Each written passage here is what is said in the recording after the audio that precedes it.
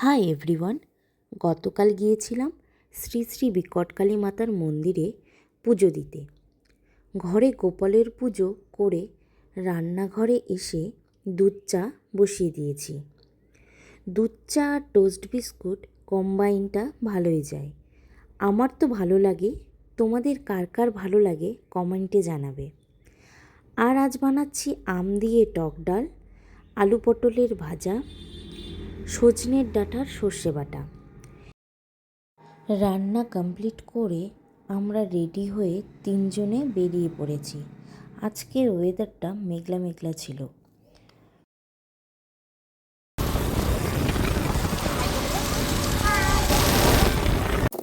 এই রাস্তায় আরও এক জাগ্রত কালীর মন্দির পড়ে।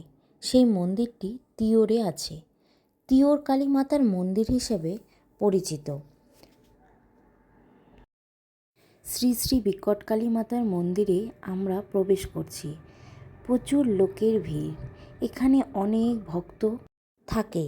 দুই পাশ দিয়ে প্রচুর দোকান বসেছে, জামা কাপড়, খেলনা, ঢাক ঢোল।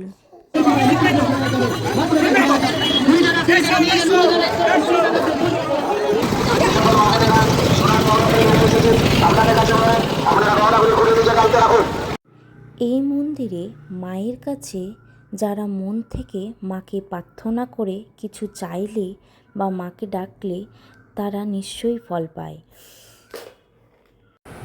এই পুজোতে ৬,০০০-এর ওপরে ভক্ত থাকে।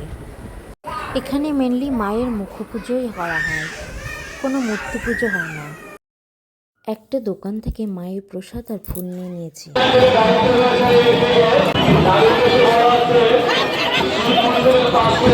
আমাদের দিদি অর্পিতা ঘোষ মহাশয়া, তাকে আমাদের খুব ভালো লাগছে। এত মানুষের সমাগম, ভালোবেসে মানুষ তাদের জন্য মনের কথা মায়ের কাছে বলছি। এটা খুব বড় ব্যাপার। আমার মনে হয় যে আমি নিজে আসতে পেরে কৃতজ্ঞ। কমিটিকে আমার অশেষ শুভেচ্ছা রইল।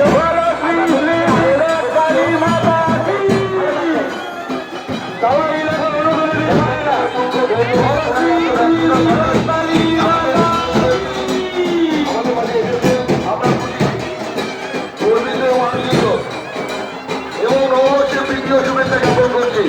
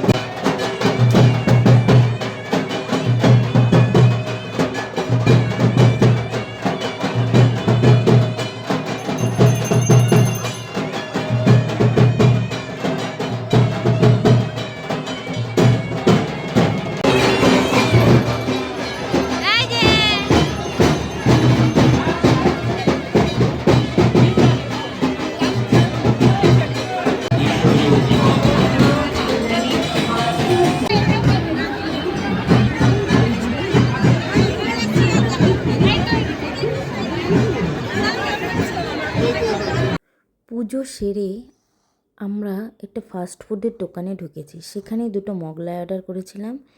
তো খেয়ে দিয়ে দিদির বাড়িতে যাবো জন্য জিলিপি নিয়ে নিচ্ছি। আরও অনেক কিছু নিয়েছে, তোমাদেরকে অন্য কোনো ভিডিওতে দেখাবো। তুই মুখের অবস্থা কি করেছিস?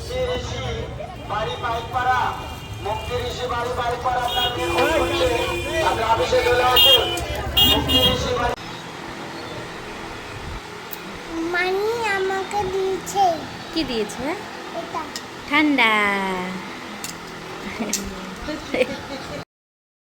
এটা আমার বড়দি, পিসির মেয়ে।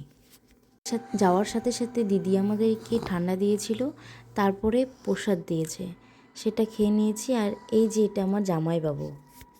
দিদির বাড়ি থেকে খাওয়া দাওয়া করে আমরা বেরিয়ে পড়েছি। তো রাস্তায় দেখি মায়ের মতো নাচ হচ্ছে। একটু দাঁড়িয়ে আমরা নাচও দেখে নিই।